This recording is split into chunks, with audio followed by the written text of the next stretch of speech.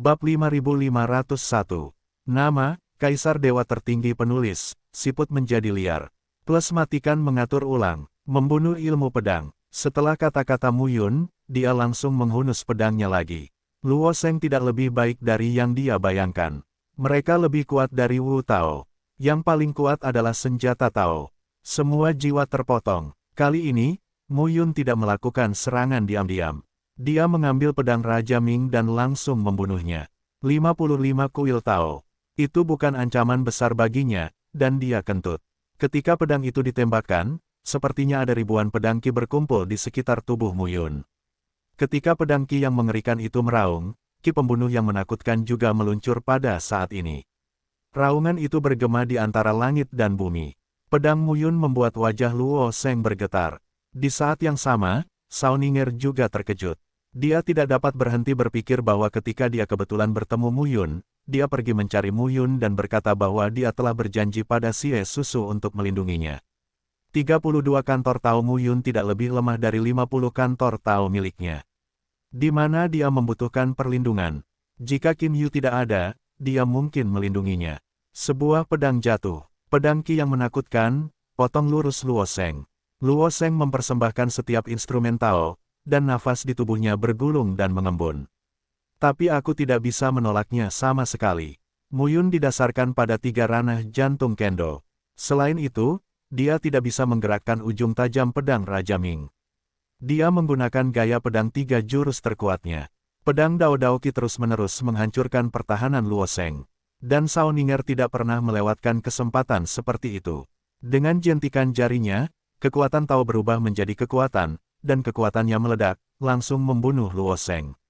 Awalnya, dia terjerat oleh pedang Qi Muyun, jadi dia tidak bisa melepaskan tangannya. Sekarang dia diserang dan dibunuh oleh Sao Ning'er. Luo Sheng segera berada dalam bahaya. Kutua, bantu aku.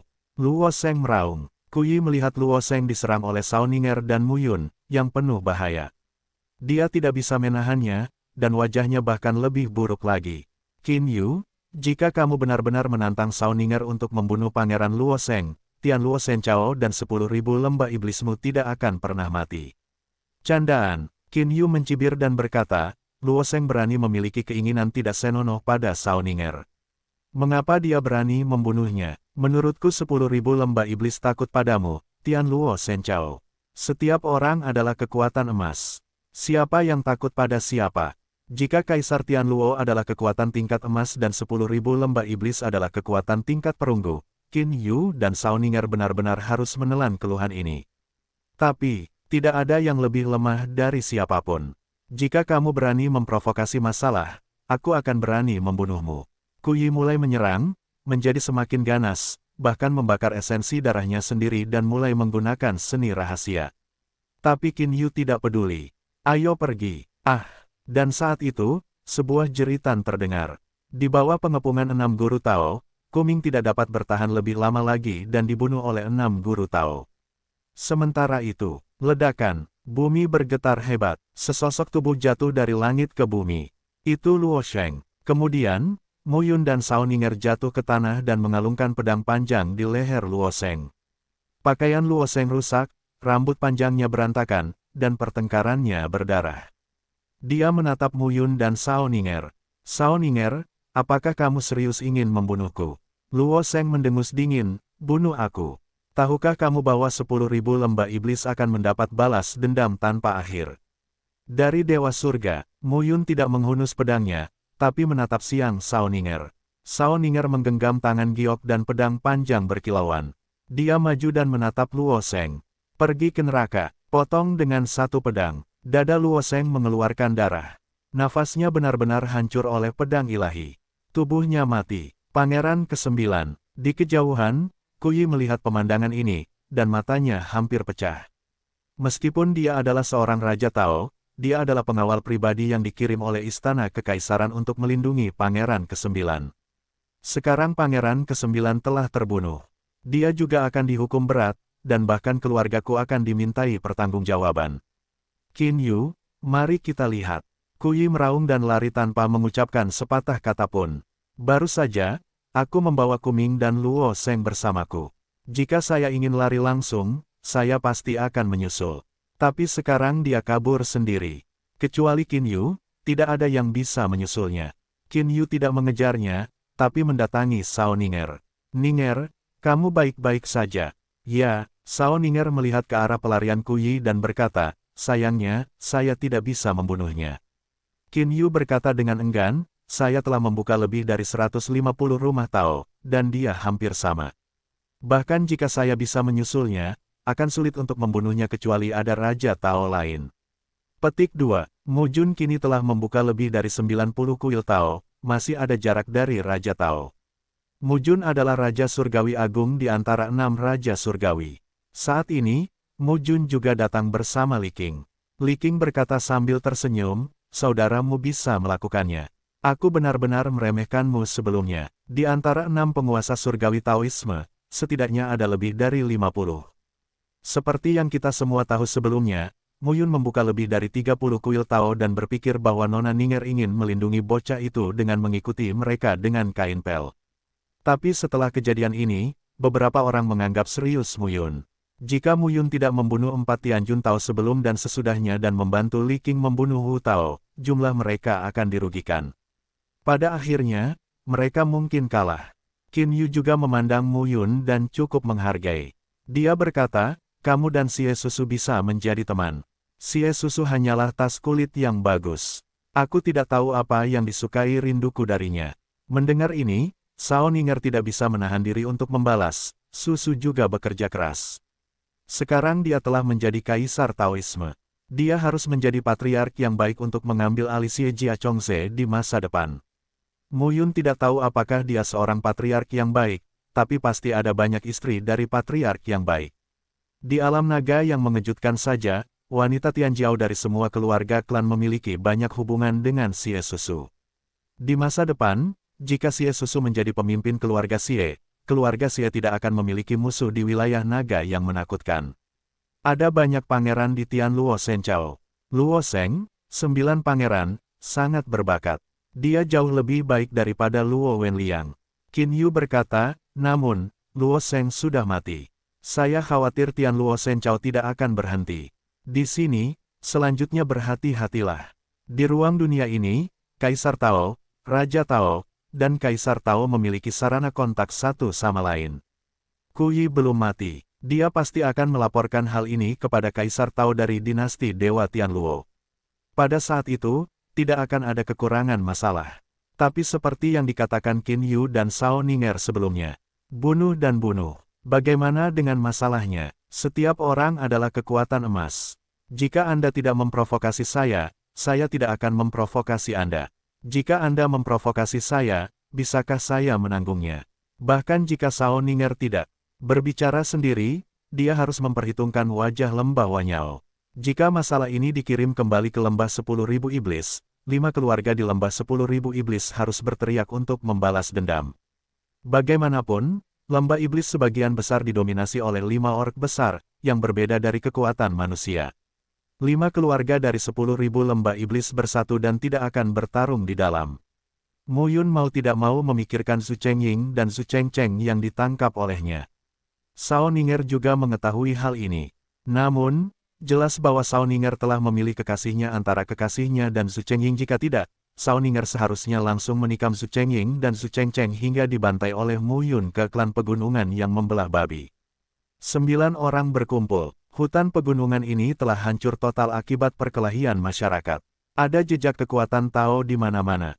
Ayo pergi. Sao Ninger melanjutkan, makam kuno Kaisar sangat luas. Jika kita dapat menemukan sesuatu tentang Kaisar, itu akan menjadi peluang besar.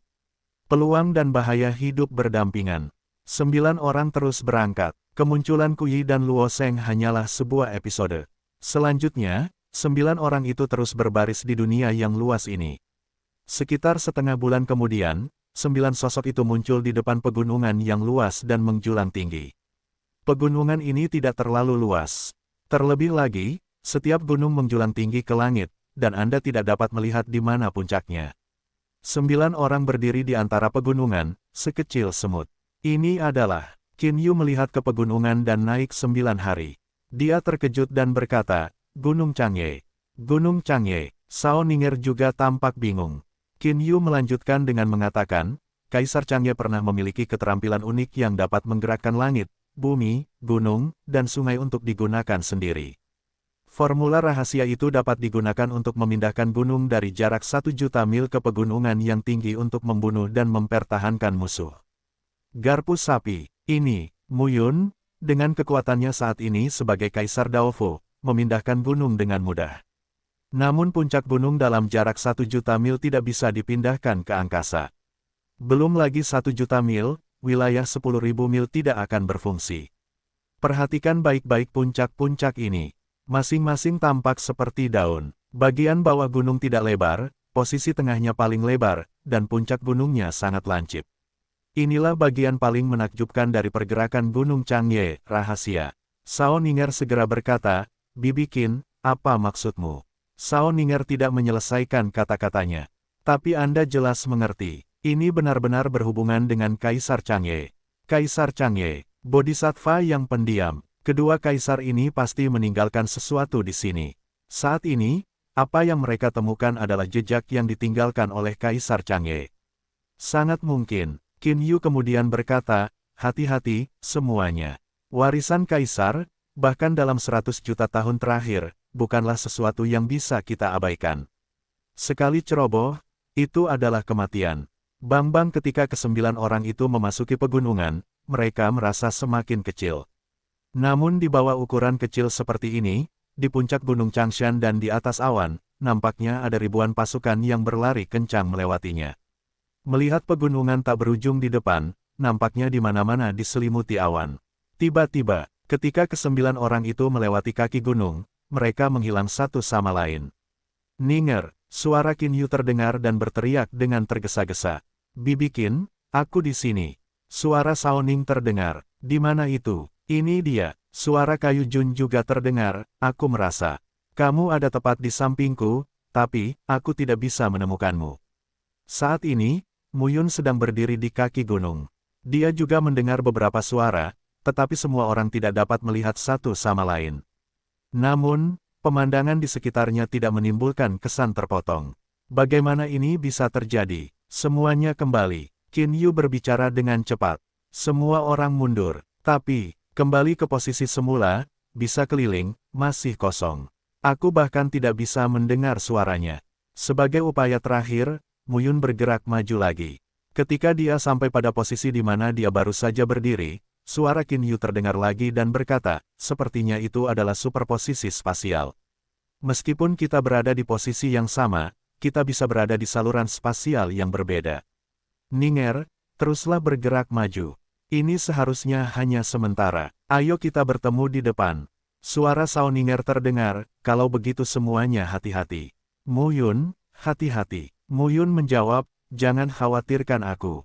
Bang-bang, Mu Yun terus bergerak maju, dan gemuruh guntur terus bergema. Di hutan pegunungan yang luas ini, dia terlihat terlalu kecil sendirian. Pohon-pohon kuno yang besar itu, yang terpendek lebih dari 10 kaki, dan yang tertinggi lebih dari 100 kaki. Dan pohon-pohon kuno itu, di antara puncaknya, bahkan lebih kecil lagi. Rasa perbedaan yang sangat besar membuat pribadi Mu Yun seutuhnya seolah terjerumus ke dalam rasa rendah diri bahwa dunia ini luas dan egonya kecil. Momen yang tiba-tiba, Mu Yun penuh energi dan berkata dengan heran, tempat ini adalah gerbang jahat. Meskipun gunung-gunung ini sangat besar dan pepohonannya tinggi, dia belum pernah melihat tempat serupa, namun dia tidak pernah meragukan dirinya sendiri. Dia bisa merobohkan ratusan pohon dengan satu pukulan. Besar, ada apa? Dia sekarang berada di ranah Kaisar Taoisme. Selama dia mau, dia bisa mengubah dirinya menjadi seorang Tao dan memadatkan dirinya setinggi ratusan kaki. Selain itu, jika dia bisa berubah menjadi naga, akan lebih besar lagi jika dia mencapai 1000 kaki. Jadi, dia pasti tidak akan memahami pikiran kecilku. Namun kini, perasaan itu muncul begitu saja. Pintu jahat. Mu Yun menjaga kemurnian batinnya dan menolak invasi kesadaran. Dalam setengah bulan ini, dia melahap roh para kaisar Tao itu, dan akhirnya mencerna roh dan roh murni itu untuk membuka kembali rumah besar Tao. Daofu tiba di blok 33. Namun bagi Mu Yun, kecepatan peningkatan tersebut masih sedikit lambat. Lebih baik berkhotbah. Raja Tao yang membuka 6.000 rumah Tao sendiri. Sang sesepuh berkhotbah, yang membuatnya menjalani 6 bulan, tetapi sepertinya dia telah melalui latihan ribuan tahun. Dia membuka 30 kuil Tao. Dan ini adalah pemerintahan Tao yang sangat kuat. Sayangnya, peluang seperti itu tidak tersedia. Memegang pedang Raja Ming, Mu Yun bahkan menawarkan untuk membunuh surga. Dia menundukkan kepalanya dan berjaga-jaga setiap saat. Jika ada bahaya di sini, saya tidak tahu apakah dia sudah cukup melihatnya. Ledakan, raungan rendah terus terdengar. Ketika Mu Yun melewati puluhan gunung di sini, sebuah hutan tiba-tiba muncul di depannya. Sekilas, pepohonan itu dalamnya ratusan mil, dan pepohonan itu tingginya ratusan kaki dan dedaunannya lebat, terjalin satu sama lain. Jika Anda terjun ke tempat seperti itu, Anda mungkin tidak tahu bagaimana cara mati. Namun jika ia berani terbang melewatinya, diperkirakan salah satu cakarnya akan tiba-tiba mencuat dan menembaknya hingga tewas. Setelah berpikir berulang kali, Mu Yun memutuskan untuk memasuki hutan dan melewati hutan. Di lantai hutan, daun-daun layu tampak halus. Menginjak mereka mengklik. Setelah sekitar 100 kaki, sepotong kayu kuno menghalangi jalan Mu Yun. Kayu kuno ini berdiri di jalan di depan, tingginya lebih dari 10 kaki, dan memiliki tanda-tanda coklat muda di sekujurnya. Tampak layu, gembur dan basah. Kayu kuno apa ini? Mu Yun terkejut dan merasakannya. Dia merasa itu dingin. Fantastis. Tepat ketika Mu Yun terkejut, Gumu bergerak. Kayu kuno bundar meluncur ke kiri. Saya tidak tahu kemana harus pergi. Namun kemudian Mu Yun merasakan gelombang kehidupan. Kayu kuno bergerak semakin cepat. Akhirnya, di ujung kayu kuno, sebuah ekor setebal lebih dari 10 kaki dan terus berputar muncul, dan Mu Yun berdiri diam. Ini adalah kayu kuno, tapi ular piton. Piton naga emas ungu. Tubuhnya panjangnya ribuan kaki dan tebalnya puluhan kaki. Seluruh badannya dicap dengan tanda berwarna coklat. Darahnya berwarna ungu. Mu Yun melihat ekornya. Di ujung ekornya terdapat garis darah berwarna ungu yang berkedip-kedip. Berkat Mu Yun, yang dilihatnya adalah ekornya. Jika itu adalah otak, mungkin saja menelannya dalam satu gigitan. Ular piton naga emas ungu yang ada pada masa banjir dan kelaparan ini suka hidup menyendiri, tidak berkelompok, dan tidak suka berubah menjadi dewasa. Orang ini, level terkuat, adalah alam kaisar. Yang terlemah adalah ranah kaisar. Melihat fisik ular piton naga emas ungu ini, mungkin belum dewasa, tapi setidaknya itu adalah kekuatan wilayah kaisar. Mungkin di mata orang besar, Mu Yun hanyalah seekor belalang kecil. Dia sama sekali tidak peduli dengan Mu Yun. Mu Yun tidak bereaksi sampai tubuh besar ular piton naga emas ungu menghilang. Dia berkeringat dan wajahnya pucat. Tangan Mu Yun yang memegang pedang sedikit bergetar. Sungguh menakutkan. Di sini sebenarnya ada naga dan ular piton berwarna ungu dan emas. Konon ular piton naga emas ungu telah punah di dunia baru.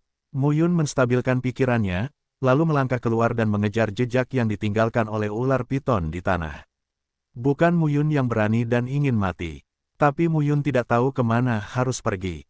Sekarang dia baru saja menemukan pria besar. Lebih baik mengejar ketinggalan dan melihat situasinya. Pokoknya, itu tergantung jauh, tidak terlalu dekat. Setelah sekitar 1 jam, naga besar piton berhenti. Tubuhnya yang besar berhenti di kaki gunung. Di antara kedua gunung tersebut terdapat sebuah lorong yang lebarnya puluhan kaki dan berbentuk bulat. Boa naga emas ungu melewati lorong dan memasuki lembah yang dikelilingi pegunungan. Mu Yun berdiri di luar lembah dan berhenti. Bukannya aku tidak ingin pergi. Saya tidak berani melihatnya. Ini mungkin sarang piton. Jika dia membobolnya, bahkan di depan ular piton naga emas ungu, Mu Yun adalah belalang kecil, tetapi belalang itu melompat ke tubuhnya dan gatal. 1 kali, 2 kali, 3 kali, 4 kali adalah soal lain. Raungan teror pun pecah. Raungan itu terdengar puluhan mil jauhnya di sebelah kiri. Mu Yun memanjat lereng bukit dan melihat ke kejauhan. Baru saja, saat ular piton naga ungu dan emas melaju jauh, ia sudah berada di tepi hutan. Dan suara gemuruh datang dari dalam hutan. Ketika Mu Yun melihatnya di lereng bukit, terjadi ledakan keras di hutan. Kemudian, sesosok kepala tinggi setinggi 100 kaki muncul di dalam hutan. Kepalanya pipih seperti ular, tetapi bertanduk 2. Sayang, ular piton naga emas ungu. Xiao Jiutian terdengar. Orang ini mengobrol sepanjang hari, tapi terkadang dia lelah. Merasakan gerakan itu, Xiao Jiutian terbangun dan berkata, kritik sapi. Naga dan ular piton ungu dan emas bukanlah hal yang aneh di masa banjir dan kelaparan. Saat perang banjir dan kelaparan, ada keluarga yang bertarung dengan naga dan ular piton ungu dan emas. Mereka tampan. Apakah sekarang semuanya sudah punah?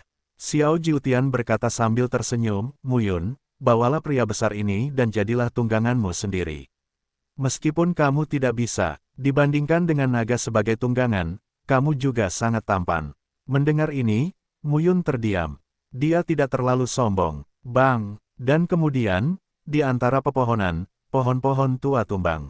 Setelah pohon purba tumbang, asap serigala mengepul, dan hanya terlihat sepasang tanduk yang berlari kencang dan menghantam ular piton naga emas ungu. Naga emas ungu piton membuka mulutnya dan muntah. Antara langit dan bumi, kekuatan teror terdistorsi. Bahkan jika jaraknya puluhan mil, Muyun merasa menggigil.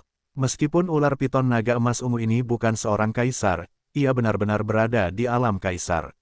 Ia juga merupakan keberadaan yang sangat kuat dan menakutkan. Dan kemudian, kedua tanduk itu terangkat ke udara, memperlihatkan tubuh asli mereka. Itu adalah seekor sapi. Sepasang tanduk sapi, seperti senjata ajaib yang tak terkalahkan, berkilauan dengan cahaya biru. Tubuhnya panjangnya ratusan kaki dan bahkan tingginya ratusan kaki. Rambutnya setebal duri. Slot, Xiao Jiutian terkejut dan berkata, buka gunung dan beri makan lembu itu. Buka ternak gunung. Sapi dan hewan di masa banjir dan kelaparan adalah bahan terbaik untuk membuat kapal kekaisaran dengan sepasang tanduk. Kekuatan mereka sendiri tidak terbatas. Tanduk adalah senjata ajaib terkuat mereka. Xiao Jiutian mengerang dan berkata, sayang, tempat ini jahat. Ada hewan liar yang sangat kuat. Selama periode banjir dan kelaparan, perang dimulai. Tidak hanya umat manusia tetapi juga para ork besar terbunuh dan terluka. Misalnya saja ular piton naga emas ungu dan lembu gunung yang terkenal pada masa banjir dan kelaparan. Banyak kekuatan super akan menjadikan mereka sebagai tunggangan. Suai tidak mengatakannya, dia masih sangat kuat. Seekor ular boa dan seekor sapi, pertarungan yang sempurna. Pohon-pohon kuno langsung tumbang, dan bumi menimbulkan debu yang tak ada habisnya. Dan saat itu juga, piton naga emas ungu yang baru saja memasuki lembah juga bergegas keluar untuk membantu teman-temannya. Dua boa naga ungu dan emas serta seekor lembu gunung bertarung habis-habisan. Muyun berdiri di lereng bukit dan melihatnya dengan heran. Pegunungan dan hutan dalam jarak 100 mil hampir hancur oleh pertempuran sengit antara tiga binatang raksasa, dan pegunungan di kejauhan mulai terpengaruh. Muyun tidak bisa menahan diri untuk tidak bergumam, ini hanyalah pertempuran tingkat kaisar. Jika itu terjadi di tingkat kaisar, dewa, dan penguasa, itu akan mengguncang bumi. Xiao Jiutian berkata, bocah bodoh, itu palu. Lebih sengit bertarung di level tanpa alam dewa dan tanpa alam dewa. Di tempat seperti kerajaan naga, dua orang yang tidak bisa berada di alam dewa saling bertarung, langsung ratusan jutaan orang di suatu wilayah. Semua makhluk telah menyelesaikan betis mereka. Petik 2. Jika kaisar dewa bertarung, satu demi satu batas, dia akan runtuh. Kalau tidak, bagaimana dunia langit dan bumi bisa hancur pada masa banjir dan kelaparan? Muyun tidak mengkhawatirkan hal ini, lalu berkata, pergi. Sarang ular piton naga ungu dan emas sungguh menakjubkan. Pergi dan lihatlah. Aku pergi. Kamu tidak takut mati. Takut mati. Saya tidak bisa hidup sampai hari ini. Muyun bergegas ke lembah sementara tiga binatang raksasa itu bertarung. Dia ingin melihat harta karun apa yang ada di lembah itu. Berjalan melewati lorong di kedua sisi gunung, Muyun melihat ke dalam lembah. Lembah itu panjang dan lebarnya ribuan kaki. Di tengah lembah ada sebuah kolam. Panjang dan lebarnya ratusan kaki. Ada pegas di tengahnya. Air kolam yang jernih dan dingin menampakkan suasana sejuk dan nyaman. Sayang, air es air liur naga ungu. Sosok Xiao Jiutian keluar dari gambar. Berdiri di samping Muyun, dia berseru, bagus. Air es air liur naga ungu. Muyun tampak penasaran. Namun, Xiao Jiutian berkata, apakah kamu bodoh, bocah bau? Diperkirakan ada urat dewa di bawah tanah. Kedua naga dan ular piton ungu dan emas ini telah tinggal di sini selama bertahun-tahun. Boa naga emas ungu akan berubah. Setiap kali berubah, kulitnya akan berubah. Kulit yang mereka lepas adalah hal yang baik bagi raja dan kaisar. Xiao Jiutian berkata dengan gembira, air kolam menghubungkan urat-urat bumi. Ini bersifat spiritual, dengan skin piton, keduanya digabungkan. Untuk waktu yang lama, ada keajaiban seperti itu. Beberapa orang telah mengambil air ini dan menemukan bahwa air ini memiliki efek magis yang besar di jalan seni bela diri dan Taoisme, pada tingkat Raja Tao dan Kaisar Tao. Kemudian diberi nama air es air liur naga ungu. Xiao Jiutian berkata dengan gembira, air es air liur naga ungu ini dapat membantu Anda membuka rumah besar Tao, dan juga membantu Anda menstabilkan tubuh, jiwa, saluran, dan tulang Anda, menjadikan rumah besar Tao Anda lebih luas. Mendengar kata-kata ini, Mu Yun juga melihat ke kolam. Bagi para tokoh di ranah Kaisar Taoisme, memahami diri sendiri dan melewati 7 malapetaka juga memiliki keindahan yang tak terkatakan. Xiao Jiutian berkata sambil tersenyum, kamu menghasilkan banyak uang, bocah bau. Mu Yun tidak bisa menahan tawa dan berkata, peluang disediakan bagi mereka yang siap. Mempersiapkan, kamu punya palu, potong Xiao Jiutian, bocah bau, tapi kamu hanya bisa melihat Kasim itu menangis. Ah, apa maksudmu? Kata Mu Yun dengan ekspresi terkejut di wajahnya. Air es air liur naga ungu sangat unik. Ini memiliki efek ajaib pada Kaisar Taoisme dan Kaisar Taoisme. Bagaimanapun, ini menggabungkan kekuatan urat bumi dengan kekuatan urat bumi, molting ular piton naga emas ungu. Tetesan air ini seberat gunung. Artinya, Anda tidak dapat membawa genangan air yang besar ini, bersama dengan air tanah, kecuali Anda seorang kaisar, atau Anda dapat mengosongkan kolam tersebut secara langsung. Xiao Jiutian berkata sambil tersenyum, jadi, kamu dapat mengambil paling banyak, sebagian besar, kamu. Xiao Jiutian tidak menyelesaikan kata-katanya. Yang saya lihat hanyalah Mu Yun menawarkan gulungan gambar. Gulungan itu berwarna biru pucat, dibuka perlahan, dan kemudian berkilau tak berujung. Dalam gambar tersebut tampak ada daratan, gunung, dan sungai yang lambat laun menjadi hidup. Xiao Jiutian sepertinya melihat ada beberapa orang di tepi gulungan itu, yang sedang menyempurnakan Taoisme mereka sendiri dan membuka ruang lingkup gulungan itu. Apa ini? Kemudian gulungan itu terbuka, melepaskan daya tarik teror. Air sedingin es dari air liur naga ungu, yang seberat gunung, berubah menjadi aliran air dan dituangkan ke dalam gulungan gambar. Proses ini berlangsung setengah jam. Dan ketika gambar itu digulung, tidak ada setetes pun yang tersisa di kolam sebesar itu.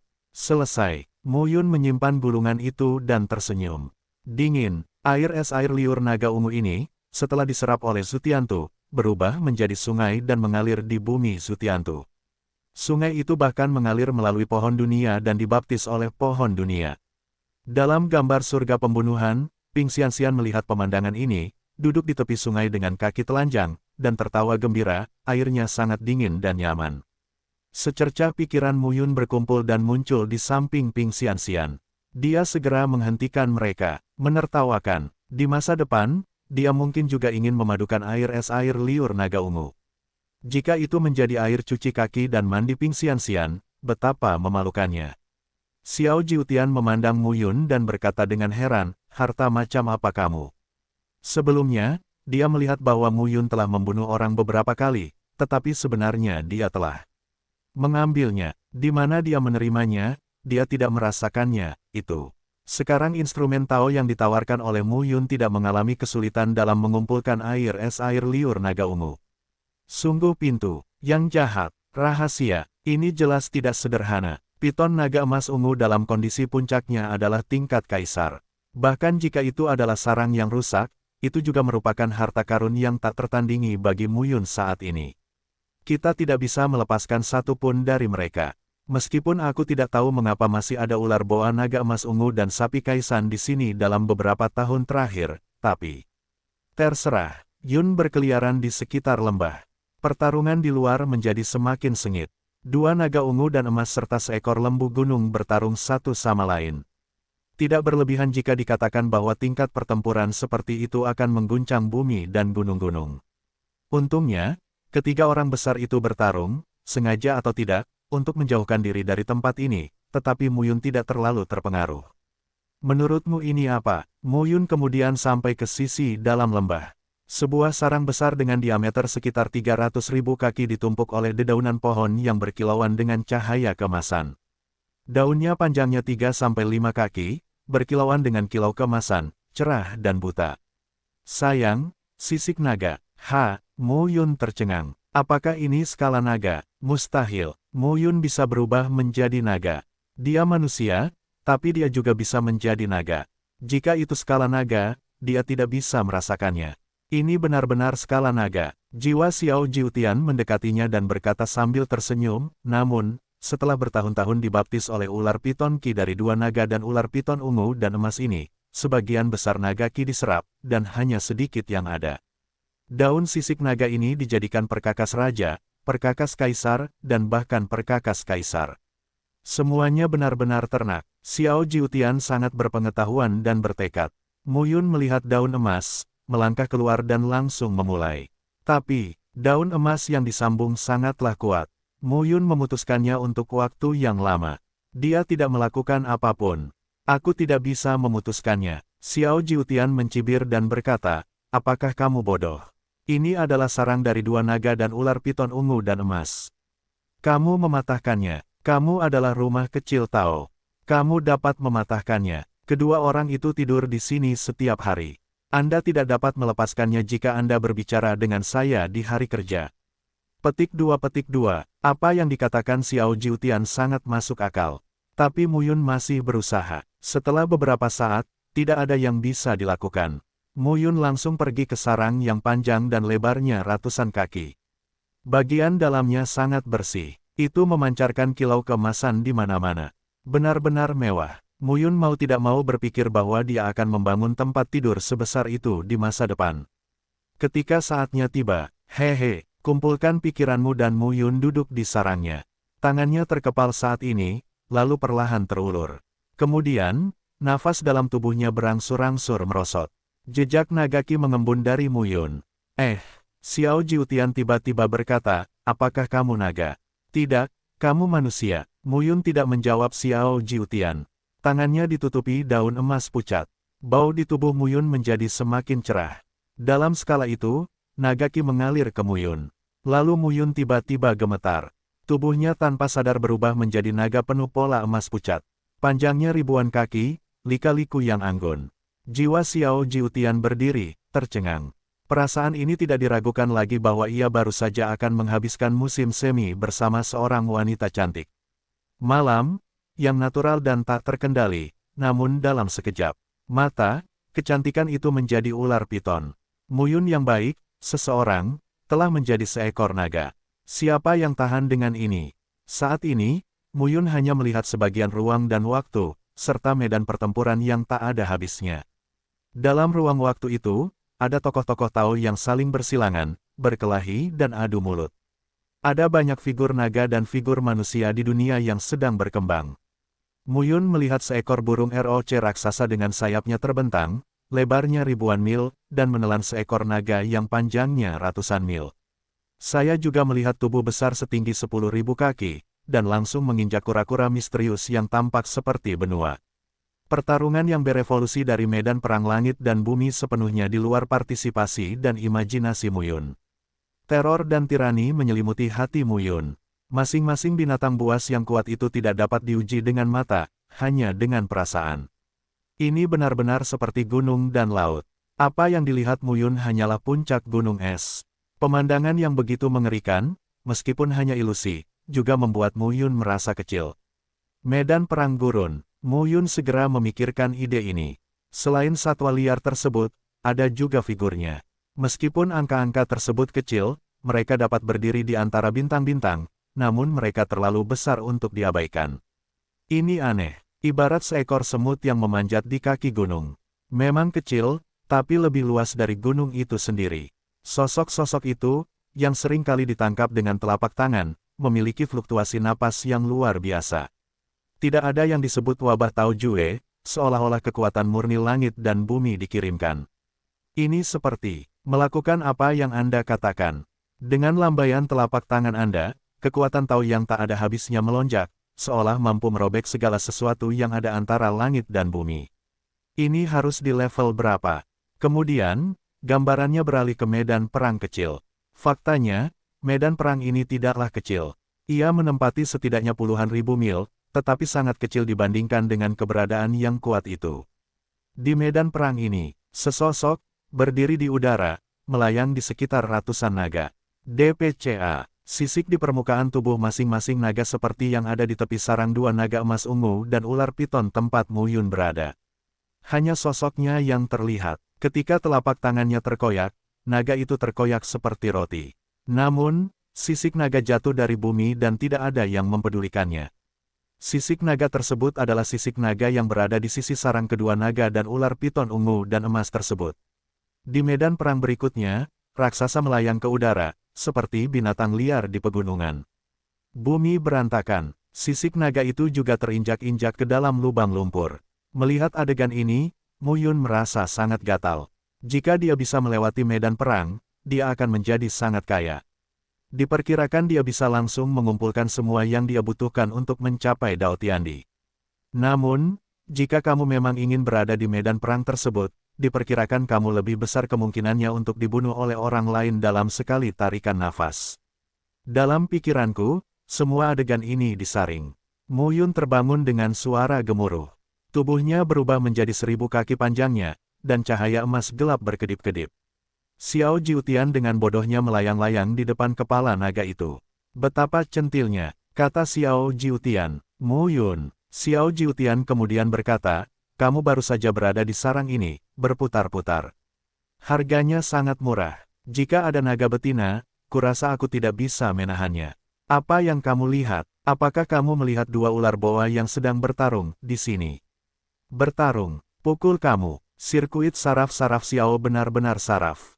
Mu Yun hanya berputar-putar, benar-benar tidak tahu malu. Pada saat ini, Mu Yunlong mengangkat kepalanya dengan lembut dan melihat sisik di tepi sarangnya. Sisik-sisik ini berkilauan dengan cahaya keemasan, dan cahaya keemasan di permukaan tubuh mereka menciptakan daya tarik di antara mereka. Bantu aku melihat 3 kepala di luar. Aku mencoba menelan esensi dalam timbangan ini. Mu Yun berkata, naga ini mungkin ada di tingkat kaisar atau bahkan di luar kaisar, yang sangat berguna bagiku. Mendengar ini, Xiao Jiutian berkata sambil tersenyum, tidak apa-apa. Tapi kamu harus memberitahuku bagaimana kamu bisa berubah menjadi naga. Aku akan mencoba mencari tubuh yang cocok di masa depan. Mendengar ini, Mu Yun tampak menghina. Benar-benar kebetulan dia bisa berubah menjadi naga. Setidaknya untuk saat ini, tidak ada teran lain yang bisa melakukan ini. Xiao Jiutian pergi. Tubuh Mu Yun berputar-putar, dengan sisik emas di permukaannya, perlahan terbuka. Sisik naga di tepi sarang menyebarkan kilau keemasan ke seluruh tubuhnya. Selama proses ini, Mu Yun merasakan aliran udara yang sangat nyaman mengalir ke tubuhnya. Sangat menyenangkan, ada ribuan keluarga naga di dunia.